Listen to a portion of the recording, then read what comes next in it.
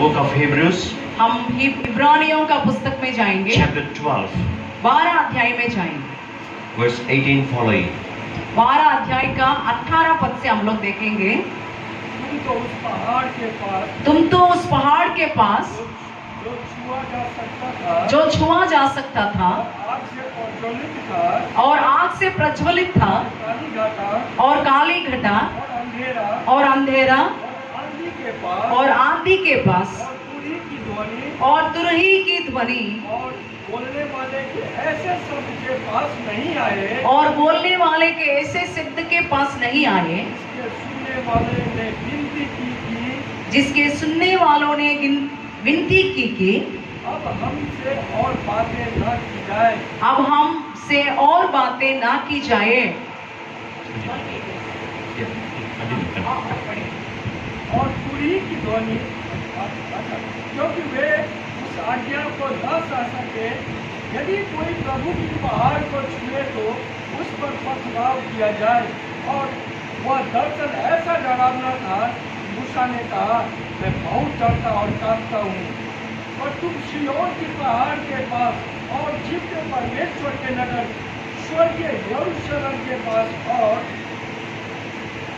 लाखों स्वर्गदूतों और उन पहलोकों की साधारण सभा और कलीसिया जिनके नाम स्वर्ग में लिखे हुए हैं और सबके न्यायी परमेश्वर के पास और सिद्ध किए हुए धर्मियों की आत्माओं और नई भाषा के मध्यस्थ यीशु और छिड़काव के उस लहू के पास आए हो जो हाथी के लहू से उत्तम बातें कहता है।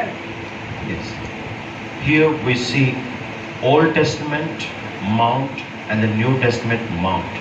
यहाँ पर हमने पुराना नियम का पर्वत और नया नियम का पर्वत को देखते हैं। So during the time of Moses, when the people used to come to the mount of the Lord, जब मूसा का समय में लोग परमेश्वर का पहाड़ के निकट आते थे, even if a man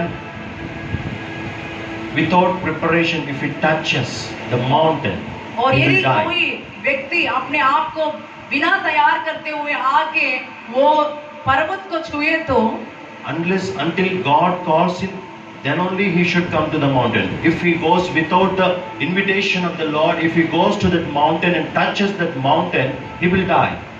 यदि कोई भी ऐसा जाए और छुए तो मर जाएगा वहां पर। पर प्रभु ने वे लोगों को बुलाना चाहिए, तब जाके वो जीवित रहेगा।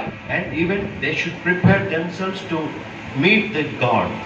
और परमेश्वर से मिलने से पहले अपने आप को तैयार करना पड़ता था। And here it says, even if an animal touches that mountain, यहाँ पर लिखा गया है कि पशु भी वो पर्वत को छुए तो it should also die. वो भी मर जाएगा। So such was the mountain during the time of Moses. मूसा का समय में ऐसा पहाड़ था। Not everybody can go to that mountain. हर एक व्यक्ति वो पहाड़ का चोटी तक भी नहीं जा सकते But हैं। after Jesus came into this world, पर यीशु मसीह संसार में आने के बाद he sacrificed his precious blood.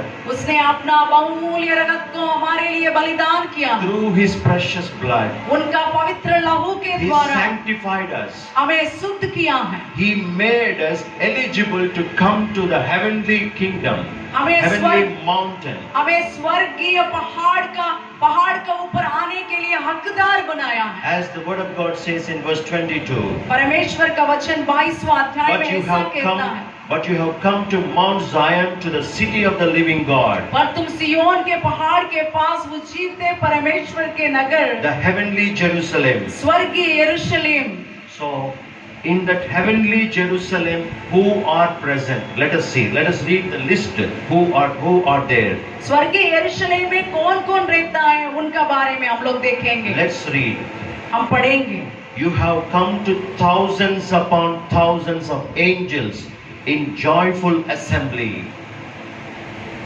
और उन पहिलौठों की साधारण सभा और कलीसिया जिनके नाम स्वर्ग में लिखे हुए